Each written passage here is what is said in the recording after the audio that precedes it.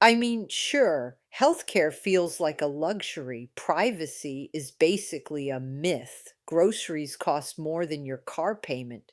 Rent eats half your income. And billionaires, they play God on live stream. But that's just how things are, right? Totally normal, right? When we picture a dystopia, we think big: zombies, nuclear war, hostile aliens, or some doomsday asteroid slamming into Earth.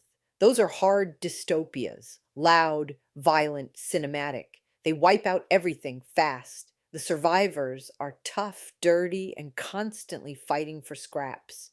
Terrifying, sure, but not exactly likely. Slow dystopias are different. They sneak up on you. Little things start to slip. No bombs, no explosions, just decay.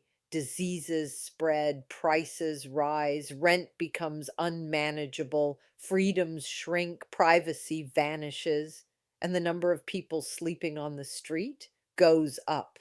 Disasters hit more often. Help takes longer if it ever comes at all. You're not dead, but you're not fine either. You're adapting. Normal keeps shifting. The temperature rises slowly, and one day you're sweating, but you never notice the heat starting. This isn't The Stand. It's not War of the Worlds. It's more like Stalinist Russia or North Korea or the slow, quiet jackpot from William Gibson's The Peripheral. It's not the end of the world, just the end of the world you thought you lived in. How do you know if you're living in a slow dystopia, not a big bang collapse? No zombie virus, just a long, dragging, soul sapping slide. After all, we've already made it through civil wars, world wars, deadly leaders, pandemics, climate disasters, inflation, deflation, recessions, and that one time eggs were $7. So, what makes this different? In a slow dystopia, things don't explode, they erode. Problems stack up. Nothing really gets fixed, and even when it does, nobody believes it'll last. So here are the warning signs to watch for. 1. Trust is leaking. You see it everywhere. Less faith in governments, in big business, in anyone in charge. Power gets scooped up by a select few: CEOs, unelected officials, billionaires with rocket ships. Their decisions feel remote, unexplained, and unstoppable, and that uncertainty breeds mistrust. 2. You're being watched and nudged. Governments and corporations invest in knowing everything about you: where you go, what you buy, what you almost said out loud. Meanwhile, propaganda oozes from your screen, whispering what to think, what to fear, and who to blame. You're not exactly told what to believe, you're just pushed there. 3.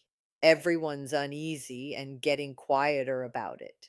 The rich get richer. The middle class gets squeezed. The poor get blamed. The planet burns or floods, depending on the week. And the average person feels overwhelmed, hopeless, and alone. But hey, at least there's a new phone coming out. 4. Populism, nationalism, stuffism, materialism is the new religion. Education, undervalued. Empathy, optional. Critical thinking, in decline. People are told the poor are lazy, the foreign are threats, and the powerful are heroes. It's fine. It's all fine. So, what's next? Sound familiar? You're not alone. A lot of people feel like they've slipped into the wrong timeline and just never got back. That's the danger of a slow dystopia. It doesn't kick down the door, it seeps in until how things are becomes how things have always been. But sometimes a slow collapse speeds up. In part two, we'll talk about one of the biggest threats we aren't prepared for: solar storms, like the one in 1859 that set fire to telegraph stations. If that happened today, goodbye GPS, power, and maybe your last working group chat. So join us for part two. Or if your faith in humanity needs a break, check out a chapter of That Way You Feel Right Now by Kat Monet. Because sometimes fiction's the only place that makes sense.